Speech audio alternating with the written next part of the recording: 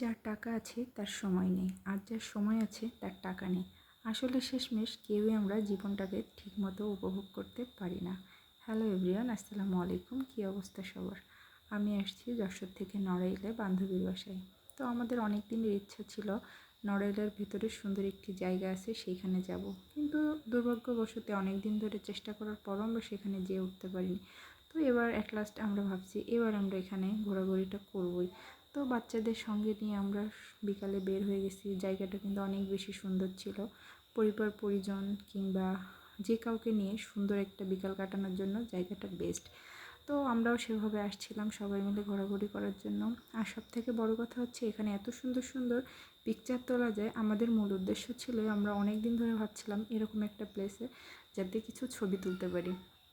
তো বাচ্চাদের সঙ্গে নিয়ে, আমার ভাইও ছিল সাথে, সবাইকে সাথে নিয়ে আমরা এখানে ঘুরতে আসছিলাম। আসলে বাচ্চা কাচ্চাদের যখন নিয়ে আসবেন সঙ্গে যদি মামা খালা না থাকে তাহলে কিন্তু তাদের কোনোভাবেই আটকানো যাবে না। তো এই যে ভাইটাকে জিজ্ঞাসা করতেছিলাম, তুই তোর মনের কিছু কথা বল।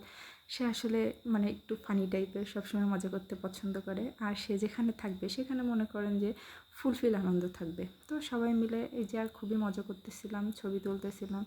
আমার মেয়ে আছে, সে তার মামাকে নিয়ে এই ছবি তুলতেছে, ভিডিও করাচ্ছে। মামা খালাদের পাইলে বাচ্চা কাচ্চা তো আসলে মা বাবার কথাও ভুলে যায়। তো আসলে সুন্দর একটি সময় কাটাচ্ছিলাম। অনেক দিনের ইচ্ছা ছিল এখানটাতে যাওয়ার। অনেকেরই সুন্দর সুন্দর পিকচার দেখছি এখানে। আসলে যেই দেখবে তারই আসার জন্য একটা ক্রেভিং তৈরি হয়ে যাবে যে আসলে এখানে যাওয়া উচিত বা যেতে হবে, এমন একটা অবস্থা। খুবই ভালো লাগতেছিল, কিন্তু প্রচণ্ড গরম ছিল। বাচ্চা কাচ্চা নিয়ে আমরা খুবই কষ্ট হয়ে যাচ্ছিলো। আসলে ওরা খুব ঘেমে যাচ্ছিলো। ছোটো মানুষ তো কথাও শোনে না, দৌড়াদৌড়ি করতেছিল। সব মিলে ওদের জন্যই আরও দ্রুত বের হয়ে চলে আসতে হলো। তারপরে একটা ভালো, এখানে ছোট একটা জায়গায় বসার ফ্যানের ব্যবস্থা ছিল, কিছুটা রিল্যাক্স করতে পারছিলাম।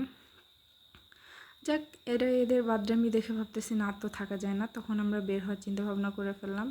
সবশেষে ভাবলাম যে সন্ধ্যাও হয়ে যাচ্ছিলো, তো শেষমেশ বের হয়ে আসলাম।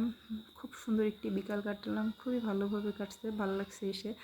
যদিও গরমটা একটু বেশি ছিল, গরমটা কম থাকলে আরও বেশি ভালো লাগতো। সবশেষ দেখি আকাশে অনেক মেঘ জমছিল।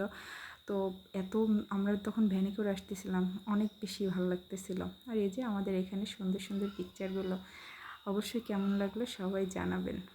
আল্লাহ হাফেজ।